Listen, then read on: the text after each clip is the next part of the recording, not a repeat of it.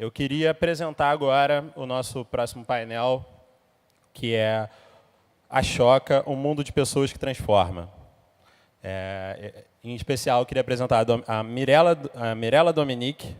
A Mirella é jornalista e, depois de um trabalho como repórter na África, cobrindo as eleições, ela cofundou a Minibus Media, uma iniciativa de jornalismo que é para que os próprios cidadãos produzam e compartilhem as próprias notícias.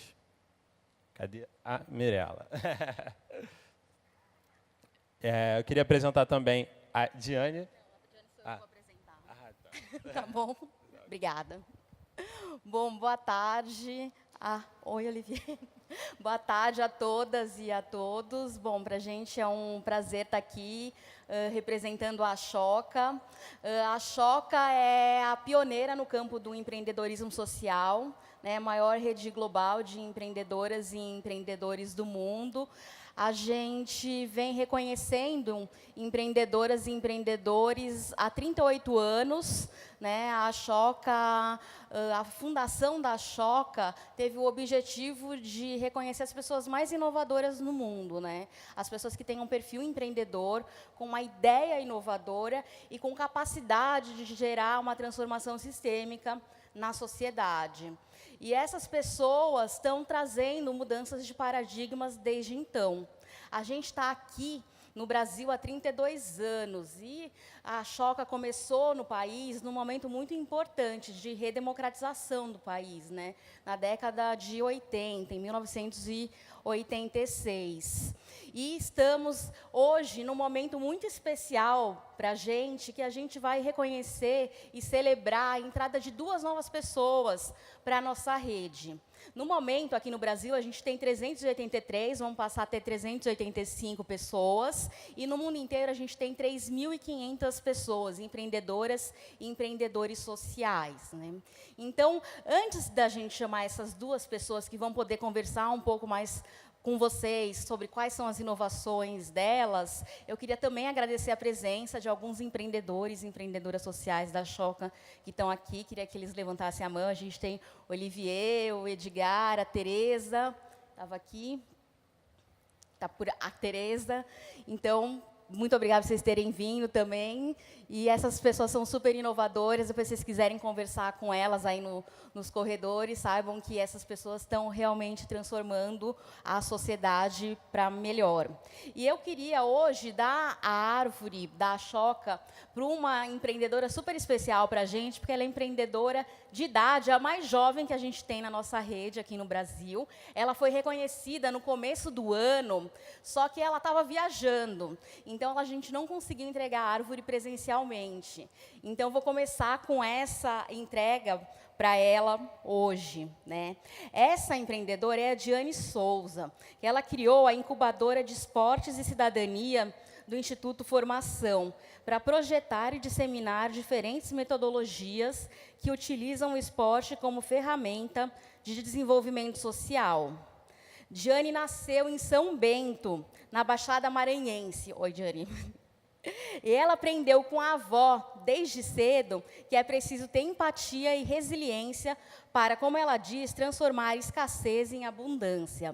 Diane criou um modelo para ressignificar espaços comunitários, como quadras e escolas, em áreas rurais e urbanas, com base na etnografia, uso de matérias-primas locais e negociação participativa na tomada de decisões, sempre tendo o esporte como ferramenta e norteador. Diane, seja bem-vinda à Rede A Choca.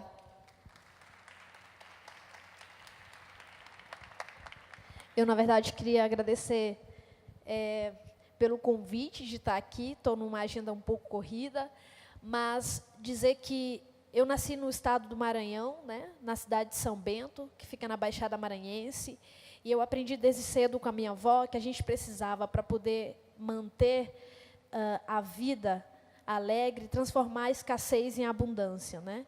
Então, eu fui criada pela avó, Dona Zuíla, e agradecer à Choca também por ter me reconhecido como fellow. Fazer a entrega oficial.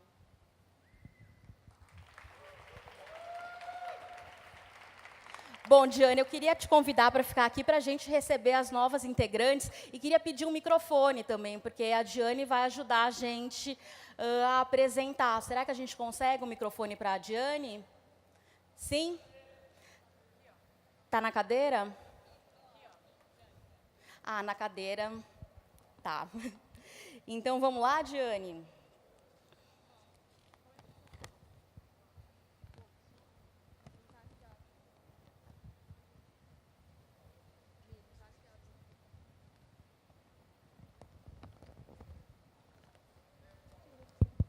Bom, em sua trajetória, ela enfrentou vários desafios: resistência de moradores da região, dívidas, preconceito. Resiliente, a Adriana nunca desistiu. Adriana Barbosa. Hoje, ela é referência do afroempreendedorismo brasileiro. Adriana começou a trabalhar aos 15, mesma época em que conheceu referências da cultura afro-americana, como Spike Lee e Malcolm X. Encontrou nas festas de black music que estavam emergindo na cidade uma oportunidade de se conectar com outras pessoas negras, que ela não via no dia a dia do seu bairro e de construir e de fortalecer sua identidade. Aos 19, aprendeu a dirigir para trabalhar em uma rádio no transporte de cantores negros para participar de programas de TV. Quando perdeu o emprego, decidiu empreender. Adriana juntou suas roupas e montou um brechó para vender em feiras de rua. Desafiou o status quo da sociedade paulista ao expor suas roupas em um bairro prioritariamente de brancos. Em um evento de venda de roupas, houve um arrastão. Perdeu parte da mercadoria, mas não desistiu. Empreendeu novamente. Com uma amiga, decidiu montar uma feira na qual os jovens negros poderiam produzir e expor. Foi assim que nasceu a Feira Preta.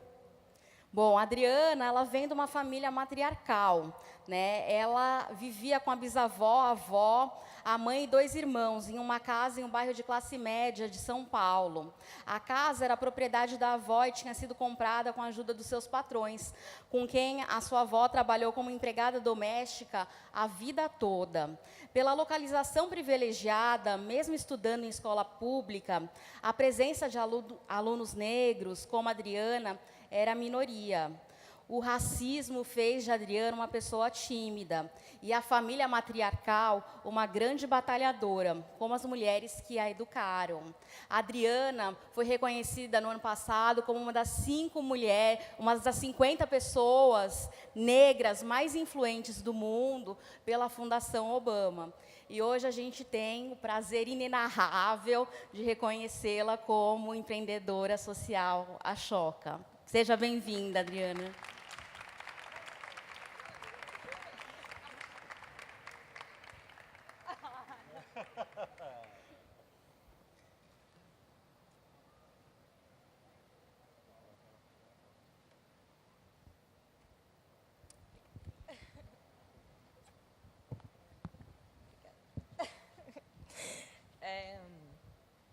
Você foi contando a minha história, a Mirella também.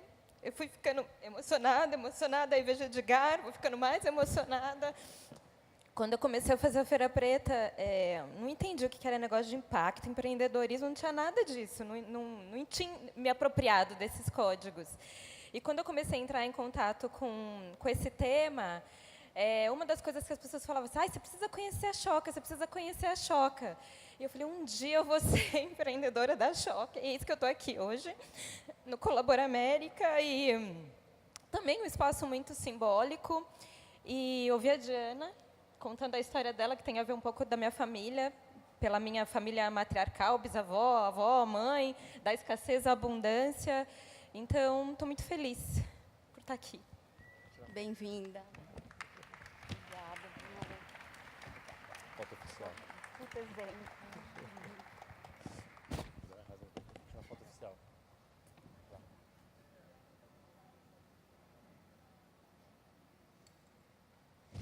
Faz barulho, gente. E queria agradecer o Edgar Gouveia, que é empreendedor social Ashoka também. E foi um dos nomeadores da Adriana aqui para a Rede Ashoka, viu? Muito obrigada, Edgar. Você agora? Não, sou eu.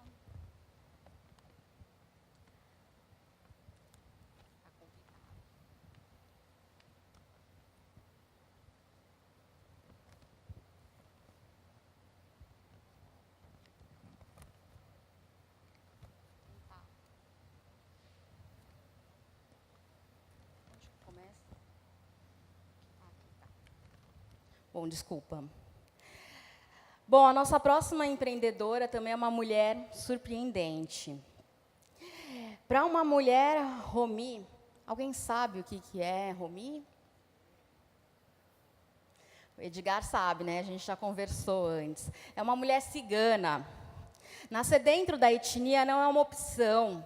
Não se escolhe ser Romi, mas podemos escolher passar anônimas pela vida. Essa não foi a opção da empreendedora social Elisa Costa. Ela teve de percorrer um grande caminho de resgate da história dos braços familiares no Brasil para redescobrir a cultura e as tradições romani. Quando se mudou para Brasília, a cidade era um caldeirão cultural na época. Ela descobriu muitas pessoas da etnia, políticos, funcionários públicos, artistas, que preferem o resguardo da sua identidade. Nessa época, ela decidiu fazer o curso de Medicina Tradicional Chinesa, Escola de Xi'an, Dragão Branco. Durante sua estadia na Itália, ela conheceu o outro extremo da população romá. As crianças nos acampamentos que são carimbadas pela política desde os 4 anos de idade. Elisa Costa se formou em 1990 e até 2005 viveu um trabalho itinerante no Brasil, atendendo em várias localidades, com medicina tradicional, em locais bem pobres. Assim, ela foi criando vínculos e conhecendo o povo romani do Brasil. Elisa quer incluir a população cigana nas políticas públicas brasileiras. Por isso, ela criou, junto com outras mulheres, em 2009, a Associação Internacional Maile Saracali, com sua sede em Brasília. Uma das únicas organizações da população romá no mundo liderada por mulheres, e é a única aqui no Brasil.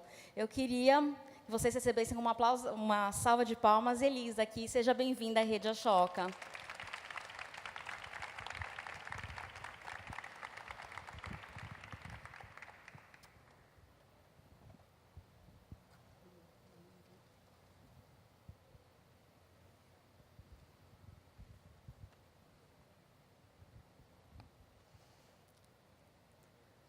Desde 1974, quando foi reconhecido oficialmente o porrágimos ou o sumo daripém, ou seja, o fato de se reconhecer que nós fomos a segunda etnia mais exterminada no Holocausto, se criou uma forma de se despedir das pessoas. E ela diz assim: te avês Bartalê, Sastipem, Taj Mastipem. E é de fato o que a gente deseja e tenta viver todo dia. A gente deseja muita sorte, muita saúde, mas muita liberdade. E não tem como. Eu gostaria de ler um trechinho para vocês, que é o nosso posicionamento atual hoje enquanto organização, enquanto minoria, então a gente não pode se calar. Os ataques às políticas da primeira infância, a destruição do Estatuto da Criança e do Adolescente, portanto do ECA, a criminalização dos movimentos e organizações sociais, trouxeram à tona discussões e posicionamentos que banalizaram a educação, o cuidado, o direito fundamental de existir.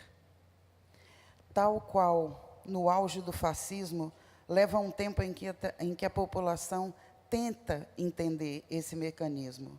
Mas esse mecanismo, ele liberta demônios, ele sucumbe vontades e ele estabelece o caos e nos retira a humanidade. E nós não vamos nos dobrar. Todos nós. Mas nós não. Ele não. Obrigada.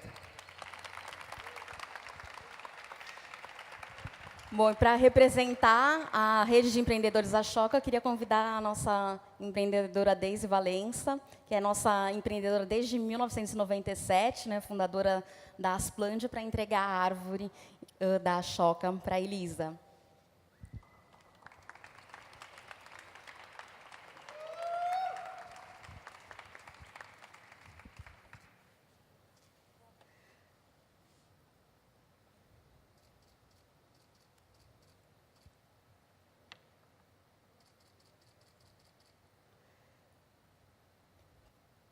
Muito obrigada. Agora, Diane, representando aqui a rede Ashoka, né, os empreendedores e as empreendedoras Ashoka, ela vai conduzir um bate-papo aí com as nossas novas empreendedoras. Você cuida bem delas, Diane? Eu cuido. Ai, que bom, então. Elas também Então, podem fica à cuidar vontade, bem de mim. tá? A gente vai fazer um breve bate-papo para vocês conhecerem mais sobre as minhas companheiras, na verdade. Para a gente também entender que movimentos existem hoje no país que são responsáveis por visibilizar e, a partir dessa visibilização, caminhar para transformar essa realidade, que não é uma realidade paralela. A gente não pode criar realidades paralelas para combater o racismo, as opressões, as assimetrias de poder que existem nesse contexto, né? A gente precisa incidir e transformar esse contexto, que apesar de ser cruel para uns e perfumados para outros, é o nosso contexto. E eu acho que a gente precisa partir desse ponto de vista. A gente, no Brasil, costuma caminhar com uma distorção sistemática da nossa realidade. Então, a gente distorce a dor do outro e transforma a dor do outro no mimimi, né? A gente distorce a realidade do outro e transforma a realidade do outro numa dor inferior à minha, dependendo da posição que eu esteja. Diante disso, eu queria perguntar para você, Elisa, o que é a MSK e como é possível, o que aconteceu para que a colaboração pudesse tornar os invisíveis visíveis? A gente costuma dizer hoje que nós não somos mais invisíveis, mas eu acho que é um pouco pior do que isso, porque a gente acaba se tornando invisibilizado. Então, esse é um processo muito mais difícil de se quebrar. Sabem que você existe, mas é mais fácil te colocar numa gaveta, é mais ou menos esse processo. E, em 1988, na discussão para a Constituição Cidadã, várias discussões foram feitas, e uma discussão foi muito importante para a gente, que foi a tentativa de um resgate histórico que precisava ser feito, de ser incluído, junto com os povos indígenas e junto com os quilombos, a estrutura inicial e real da Romado, do povo romano no Brasil, os assim chamados ciganos. E essa estrutura foi negada, ela não foi colocada. E hoje a organização ela tenta fazer desde o dia que hoje mais fortemente, mas desde o dia que ela foi criada, trazer o resgate da história real, sem o pitoresco, sem o folclórico, sem a imaginação que reza todas as nossas estruturas. Tentar passar além disso e trazer a história real e dizer que nós estamos no Brasil oficialmente junto com o primeiro navio negreiro, saído de Portugal e documentado para isso, e oficialmente nas cartas dos jesuítas desde 1549. Então, nós fazemos parte da argamassa de construção desse país. E essa é a estrutura que a gente tenta trazer para conseguir dar o significado correto para a estrutura, para dizer, estamos aqui, construímos esse país, somos brasileiros, temos uma etnia, mas somos brasileiros. Obrigada. Vamos lá. Adriana, o que é a Feira Preta? A feira, ela começou como uma feira mesmo de rua, que reunia empreendedores, artistas, criativos, inventivos que queriam, de uma certa forma, divulgar sua cultura e sua produção num único espaço. O projeto foi crescendo e se transformou num movimento em que o tema de desenvolvimento econômico foi o eixo condutor de tudo que a gente faz. E a gente utiliza o empreendedorismo para poder desenvolver os empreendedores, os artistas, conectar quem quer consumir, quem quer produzir, dentro dessa perspectiva de estética negra, de cultura negra. Como é possível... Você falou que a feira ela começou como uma feira, né? Sim. Como um espaço. hoje ela se transformou num movimento. Como é possível imaginar esse movimento colaborando, por exemplo, para a construção de uma sociedade mais igualitária, mas, sobretudo, transformando a vida das pessoas que participam desse movimento, para que essas pessoas consigam transformar a realidade onde elas vivem? Então, eu sempre gosto de trazer o contexto histórico, né? O Brasil teve 400 anos de período de escravidão e a gente tem 130 anos esse ano completados pós-abolição, né? E empreender é uma forma que a população negra vem fazendo há muito tempo, desde as mulheres tabuleiro da Bahia até hoje a gente aqui. A feira, à medida que coloca isso em pauta, coloca em discussão a questão do desenvolvimento econômico, a circulação de dinheiro para a população negra em pauta das discussões, seja do movimento social, seja dos órgãos públicos, possibilita que a gente comece a falar que o negro precisa estar incluso dentro desse sistema. Porque a gente parte deste lugar de 400 anos de escravidão, deste lugar de 130 anos de período pós-abolição. E sempre quando colocam a gente num processo de desenvolvimento, não considere esse período e não considere esse processo, seja para a entrada no mercado de trabalho, seja do ponto de vista de empreendedorismo. Todas as pesquisas que tem, o negro está sempre ali no número embaixo, para mercado de trabalho, é o que ganha menos também no mercado de trabalho, então porque usa uma régua sem considerar esse processo. E o que a Feira Preta propõe, e de uma certa forma traz impacto, é falar, bora pegar as nossas coisas, colocar as nossas vidas e ser donos da nossa própria história. Então, lá atrás, quando eu decidi criar a Feira Preta, porque eu olhava aquele bairro da Vila Madalena fervendo de produção cultural negra, de consumo negro, mas a gente não usufruía daquela riqueza, daquela circulação monetária. E o que a gente propôs lá atrás, ela falou, não, a gente vai produzir, a gente vai consumir sem ter um intermediário. Então, o que eu vejo é isso, assim, a feira contribui colocando isso em pauta, e isso mudou muito. Hoje, cada vez mais a gente fala de empreendedorismo negro. Hoje você tem bancos falando sobre isso, que era impensável sei lá, 10 anos atrás. A gente fala de conceito de black money, coisas que a gente não falava. A gente começa a entender que, sim, o negro é consumidor, e a gente não falava. Uma das primeiras pesquisas que aconteceu no Brasil tem 20 anos. Imagina, a primeira pesquisa que aparece a população negra enquanto consumidora tem 20 anos, entendeu? Então, o que eu vejo é isso, assim, como é que a gente sai da condição de invisibilizado para ser participativo, para ser cidadão que contribui e que ajudou a construir esse país, né? Elisa, eu tenho uma pergunta que sempre ficou no meu imaginário, que é, o que é o Brasil para o povo Romá?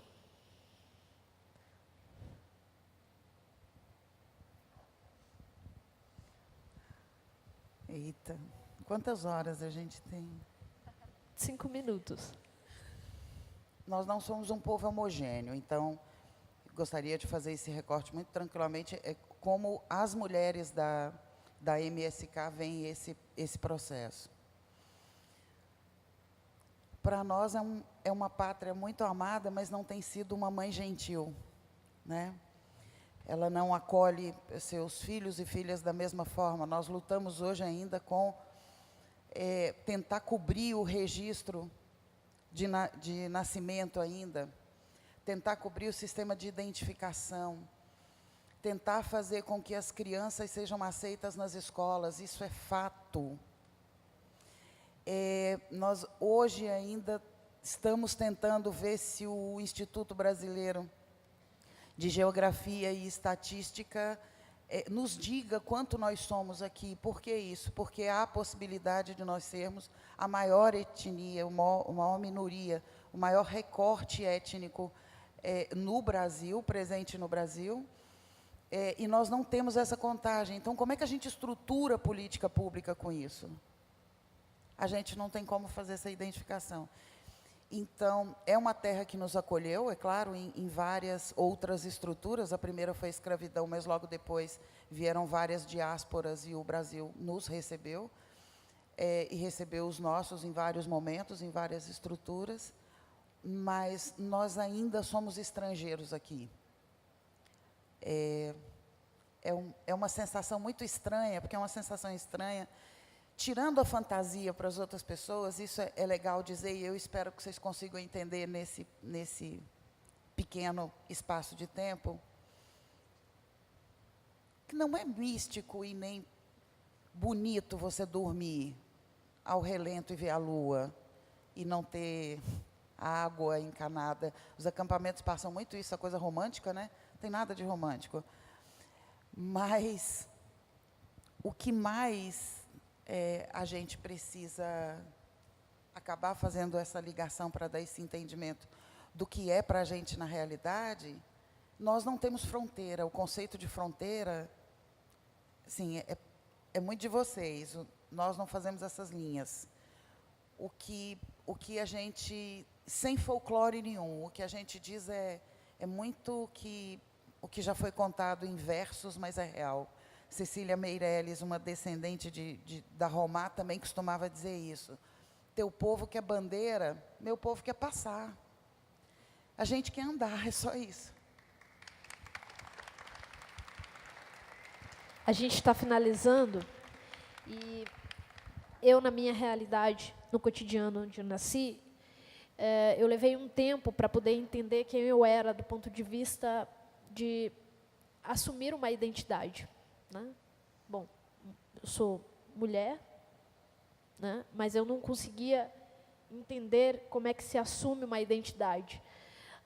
Principalmente quando essa identidade ela é tirada de você, porque ela pesa.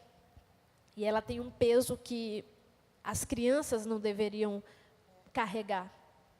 Né? Devia ser um algodão que não está molhado. Né? Devia ser leve ter uma identidade. Devia ser parte daquilo que é o processo de te construir enquanto pessoa, né? De construir laços solidários. Então, onde eu nasci, a gente sempre teve que ser qualquer coisa menos ser uma menina negra. E entender isso leva um tempo, porque quando você entende, né, hoje a gente tem uma efervescência dessa resistência, mas naquele tempo, naquele tempo até parece que eu sou, né, com 50 anos, mas quando você entende, é mais difícil, porque aí você já tem que romper com os imaginários que foram criados dentro da sua cabeça, que é uma luta individual e é muito difícil, porque o nosso coletivo ainda não estava fortalecido para acolher. O que eu quero dizer com tudo isso é que transformar escassez em abundância não necessariamente é uma abundância que para ou que satisfaz a pessoa que está transformando, mas é um estado permanente de liberdade e de autonomia que nos permite dizer, eu estou aqui. Então, completar um aniversário para pessoas como nós não necessariamente é uma festa de 26 verões, né? Mas é uma festa de muitos anos de conquistas. Não é o aniversário, é o tempo de história que você pôde completar consigo e com os outros. Então, para finalizar, eu vou deixar a Elisa e a Adriana com suas palavras de dizer como foi ser quem vocês são. É importante você falar isso, e eu sou de uma geração que também me tornei negra no processo, né? E me tornei negra quando eu recebia processos de discriminação. Hoje a gente tem uma geração mais jovem que já é preta. Minha filha já se pinta preta, ela já pega um lápis de cor marrom ou preto. A gente teve uma transformação cultural importante para o país, mas que a gente não consegue entender essa lógica dessa transformação de ter uma identidade reconhecida e fortalecida e que leve em consideração essas subjetividades do racismo. O que acontece com a nossa vida a partir de? E quando isso acontece, a lógica do Brasil muda. Temos um novo Brasil. E a gente precisa entender que esse Brasil, ele é mais de 50% de negros. E o que é que esse Brasil vai fazer com essa população diante deste cenário? Então, hoje eu me sinto forte para estar aqui, poder falar com você, olho no olho, de forma tranquila, que sim, sou preta, sim, minha filha é preta, as minhas futuras gerações serão negras. A gente quebrou um ciclo familiar de negação da nossa identidade. Isso é muito forte, do ponto de vista pessoal, mas do ponto de vista coletivo também. E as transformações culturais que têm acontecido no campo social vêm com esse fortalecimento identitário de cada um dos segmentos. E quando a gente tem certeza de quem a gente é e a gente se reconhece no lugar da abundância, não tem mais como nos parar. É como se abrisse a caixa de Pandora, é um processo irreversível, entendeu? A gente hoje se reconhece nessa potencialidade, nessa riqueza, não na condição de escravizado, mas na condição de reis e rainhas. E aí, perdeu o Playboy.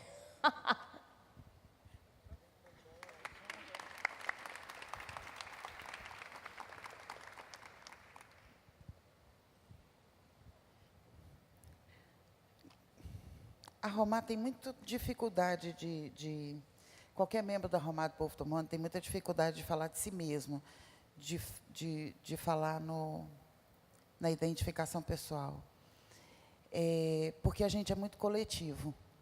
E nessa discussão toda, durante esses anos todos, a gente aprendeu um outro braço de coletivo, que é o braço dos povos e comunidades tradicionais nesse país, que estão correndo um sério risco de perderem o decreto 6040, e também correndo o risco de desratificar a Convenção 169 da Organização Internacional do Trabalho.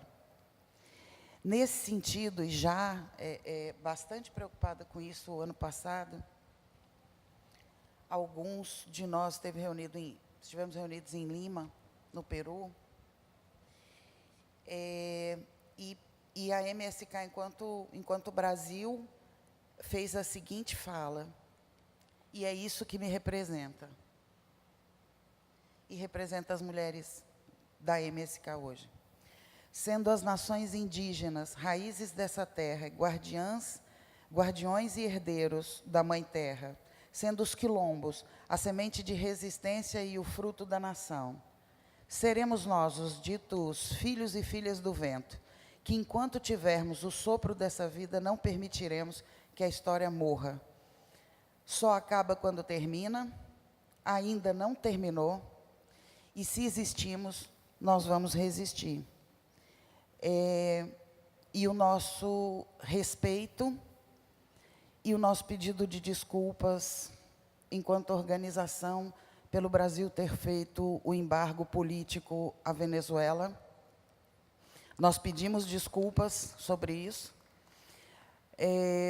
E nós também pedimos desculpas aos nossos irmãos da Palestina, porque desejamos que a Palestina seja livre e desejamos que os nossos irmãos judeus que sofreram conosco no Holocausto não façam segregação racial, porque nós sabemos o que foi a segregação racial.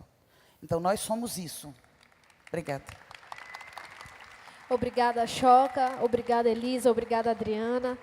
Obrigada, Colabora América. Obrigada a todos vocês. E a gente faz a nossa despedida nesse bate-papo de hoje. Obrigada eu.